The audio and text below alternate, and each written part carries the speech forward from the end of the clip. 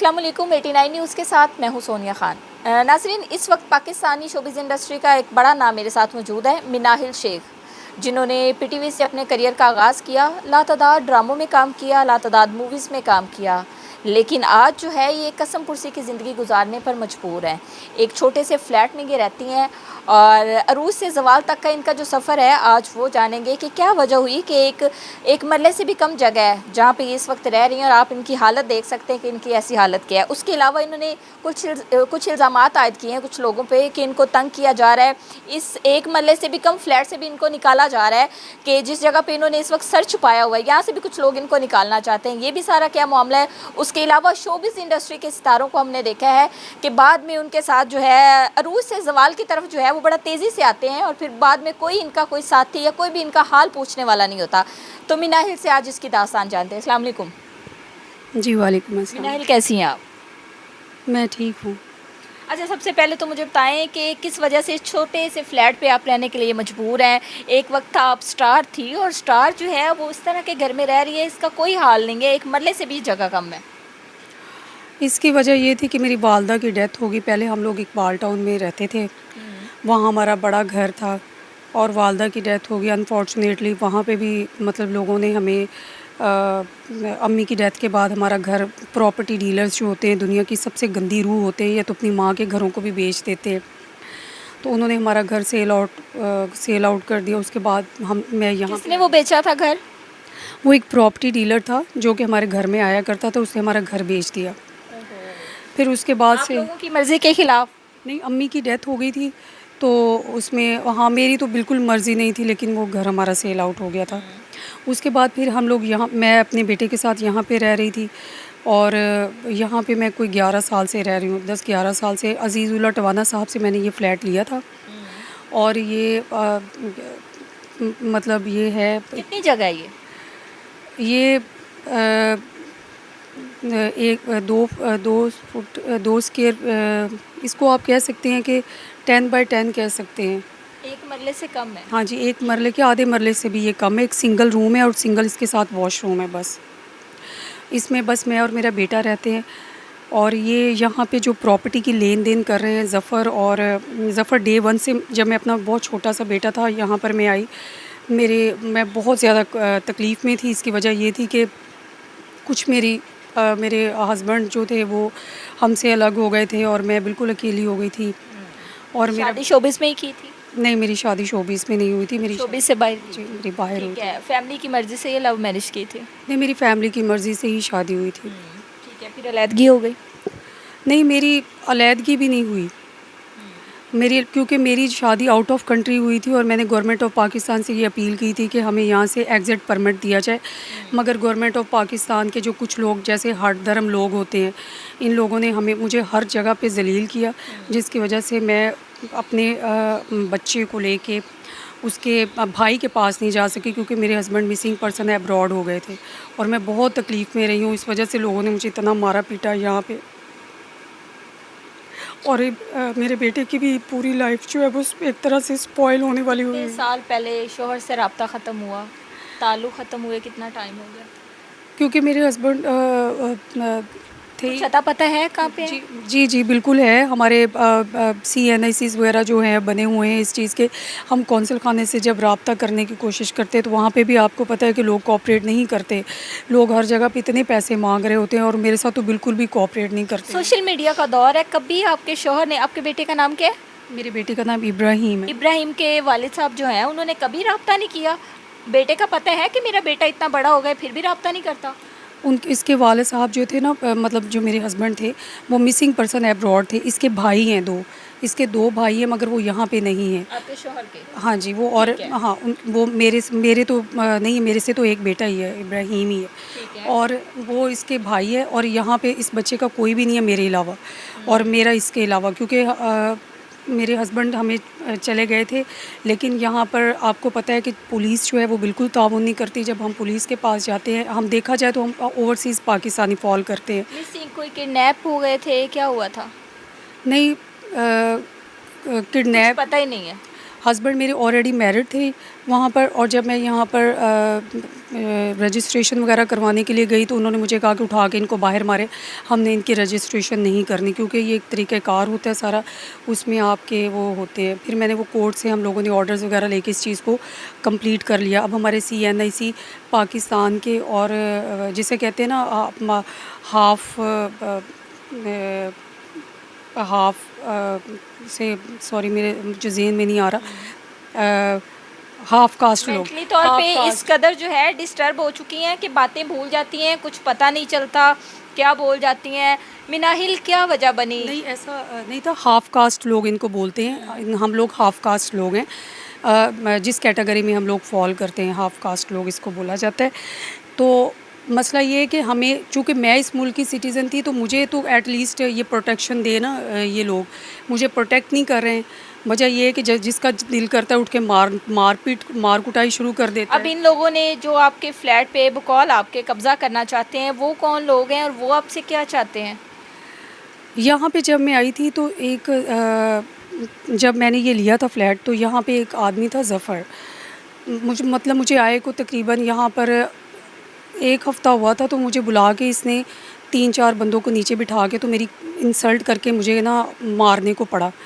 तो उसमें से एक आदमी ने उसको, क्या वजह थी? इसकी वजह को मैं नहीं बता सकती, मुझे नहीं लगता, मुझे लगता है ये यहाँ पे गुंडा राज करना चाह रहा था, या अपना पता नहीं क्या करना चाह रहा था। तो मैंने उससे कहा कि चले आप मेरे भाई हैं और मैं थोड़ी प्रॉब्लम में हूँ, तो ये मैंने इस वजह से मैं यहाँ पर रह रही हूँ।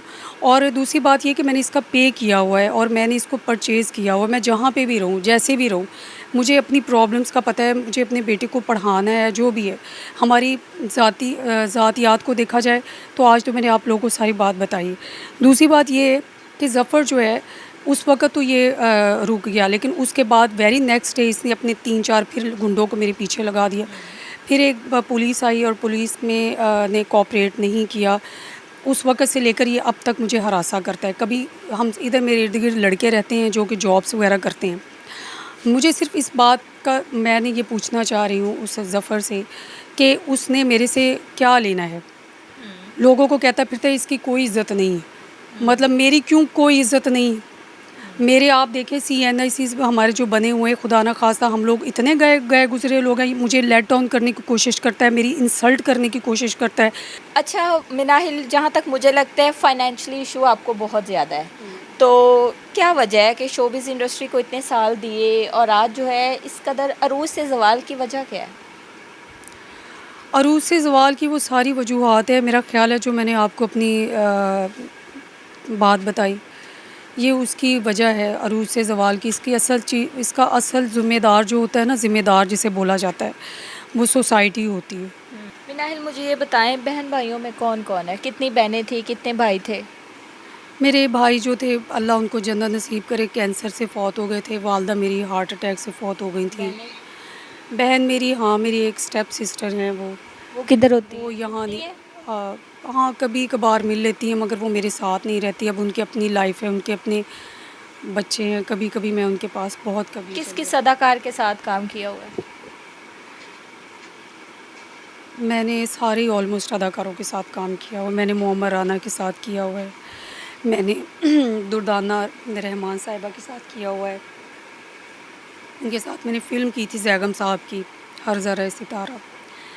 फिर इसके अलावा नुमान इजाज़ वगैरह के साथ मैंने काम किया हुआ है। सबा कमर के साथ किया हुआ है, सनम बलोच के साथ किया हुआ है। काफ़ी लोगों के साथ मैंने काम किया, किस अदाकार के साथ काम करने का एक्सपीरियंस बड़ा अच्छा रहा? सभी के साथ। बेटा कितने साल का है? बेटा मेरा 10 साल का हो गया। स्कूल जाता है? हाँ जी, ये ग्रेड 5 का स्टूडेंट है, लेकिन अभी नहीं जा रहा। वजह ये थी कि जब मैं जाती हूँ तो ये फिर मुझे सू करना शुरू कर देती है। असल प्रॉब्लम ही मेरी इन लोगों की वजह से, क्योंकि मैं अकेली हूँ। तो ससुराल वालों में से कोई राब्ता करता हो या कुछ? दरअसल मेरा ससुराल यहाँ पे था ही नहीं। ठीक है। शादी धूमधाम से हुई थी? शादी मेरी सिंपलिसिटी के साथ हुई थी, इतनी धूम के साथ नहीं हुई थी। मेरा ना शौहर कैसा था? शौहर भी मेरा बस ठीक था, इतना बुरा भी नहीं था, इतना अच्छा भी नहीं था, जैसे शौहर होते हैं। ठीक है, कोई घर, कोई जायदाद कुछ दिया था? क्योंकि देखिए ना, यहाँ पे रहना बड़ा मुश्किल है मिनाहिल, यहाँ पे बैठना आसान नहीं है, आप कैसे जी रही हैं यहाँ पे? तो शौहर ने कोई घर या कुछ भी नहीं दिया कभी? हमारा घर तो वहीं पे था ना, ज़ाहिर है हमने वहीं पे जाना था। तो यहाँ पे भी यहाँ पे जस्ट शादी करने आए थे वो? नहीं, मेरे हस्बैंड यहाँ पे जॉब करते थे, फिर हम लोगों ने हमें प्रपोज़ किया था मेरी बड़ी सिस्टर को, तो फिर उन्होंने हमारी शादी कर दी थी। लेकिन ये था कि वो तो चलो खैर चले गए जैसा भी। पता है कि हयात है या नहीं? कोई कभी भी रब्ता नहीं हुआ? सोशल मीडिया दौर है, अब किसी से रब्ता करना मेरे ख्याल में मुश्किल नहीं रहा। नहीं, ऐसी बात नहीं है। आप कौंसल खाने से मैंने रब्ता करने की कोशिश की थी, मुझे एक दफ़ा ये बताया था कि वो मिस हो गए ना वहाँ पे। तो वो फिर हम लोग उनको ढूंढते रहे। अब दोबारा हम उनसे रब्ता करेंगे कि हम दोबारा देखते हैं कि अगर मिस हो गए या जो भी। बाहर कैफ उनकी तरफ से हमारे ना अभी कोई रिस्पांस नहीं आया। उसके ना बड़े बेटे ने मुझसे रब्ता किया, तो वो कह रहे थे कि आप माइग्रेट करने की कोशिश करें। रिश्तेदारों में से कोई आता जाता है? रिश्तेदारों में मेरी खाला हैं, उनके बच्चे हैं। साथी फनकारों में से कोई दोस्त थी? हाँ जी, कौन सी? रज़िया बाजी थी और कुछ और आती हैं, मिलती हैं? नहीं, आजकल तो नहीं मिल रही मुझे नहीं मिल रही। आजकल में कौन आया है? आजकल में आप आई हैं। इसके अलावा कोई नहीं आया? इसके अलावा वो लोग आए जो मुझे पहले जिनके साथ मैं काम करती थी, वो लोग। घर का सर्कल कैसे चल रहा है? मैं एक्चुअली कपड़े सिलाई करके लोगों को देती होती हूँ और बच्चों को बस ये है कि क्योंकि मेरा बेटा भी है एक, इसको भी मैंने पढ़ाना होता है। तो घर का सर्कल मेरा बहुत बुरी तरह चलता है। मेरे पास काम शाम आजकल नहीं है, मेरे हालात बड़े डाउन हुए हैं, बहुत ज़्यादा डाउन। घर, ये फ्लैट जो है ये आपके नाम ही है? जी, ये मेरे नाम है, मेरे ही नाम है, मगर इसके भी ये एक्सपेंसेस होते हैं, इसके लाइट, इलेक्ट्रिसिटी बिल, गैस के बिल, फिर आना जाना कहीं पे।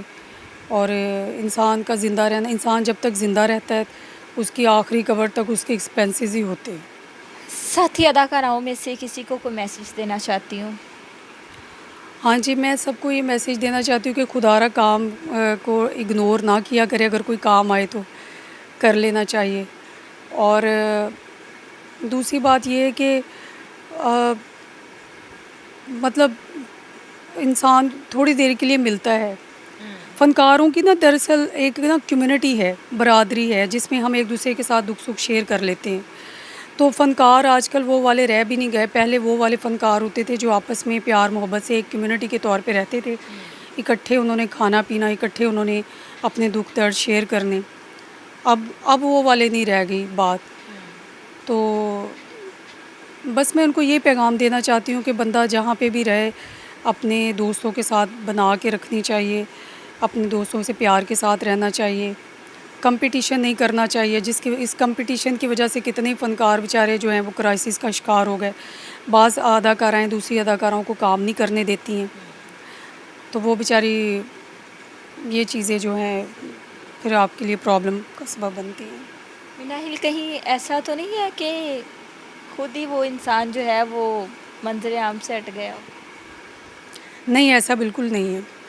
क्या कहना चाहेंगी, क्या मैसेज देना चाहेंगी उनको? दरअसल मुझे अपने हस्बैंड से कोई भी शिकवा नहीं है। मेरी तो शादी हुई है जैसे होनी चाहिए, और मुझे ना इस सोसाइटी से बड़ा शिकवा है, क्योंकि अगर आपका किसी का घर कोई आबाद भी हो ना, तो दूसरे लोग उसको बर्बाद करने में कोई कसर नहीं छोड़ते। सीएम पंजाब से आपकी क्या अपील है? मेरी ना सीएम पंजाब साहिबा से ये रिक्वेस्ट है कि इस वकास नामी आदमी को कैफरे किरदार तक पहुंचाए। इसने डंडा मार मार के डंडा तोड़ दिया और डंडा गायब करने के बाद मुकर गया साफ। कहता है कि जाके ना अपना इसको लोगों को कहो कि लोगों को बावर कराओ कि मैंने मारा है। तो इसी वजह से मेरा इंटरव्यू देने का भी असल मकसद यही था कि इस वकास नामी जो लिया से आया हुआ है, इसका CNIC ज़फ़र के पास है। ज़फ़र जो है यहाँ पे जो मुझे ब्लैकमेल करता रहा, थ्रेट करता रहा है, ये उसका मुझे CNIC ज़फ़र दे इसका, ताकि मैं इसके ख़िलाफ़ FIR कटवाऊँ। और प्लीज़ मरीम नवाज़ शरीफ साहिबा, जो मेरे पे वायलेंस हुआ है और जो मेरी लाइफ रिस्ट्रिक्ट हुई है, इसको गिरफ़्तार किया जाए। और इसको कैफरे किरदार, ये मेरा जानी दुश्मन है, इसने मुझे जान से कत्ल करने की कोशिश की है। अगर मैं उस दिन मर जाती तो यहाँ पे कोई भी इस चीज़ का ज़िम्मेदार ना होता। और मेरे बच्चे को भी ये थ्रेट करता है। मेरा बेटा डर के मारे बाहर नहीं जाता, स्कूल नहीं जा पा रहा। इसको इस चीज़ की सज़ा दी। ये खुला मुजरम है। मैं इवन कि आप लोग भी आए और देखा कि ये बाहर फिर रहा था। जैसे ही मैंने दरवाज़ा खोला, इसका कोई तुक नहीं बनता ये अपने कमरे में रहे। और दूसरी बात ये है कि ये मेरा मुजरम है। इसने मुझे मारने की कोशिश की है और मैं आपको इसकी वीडियो भी भेज दूँगी।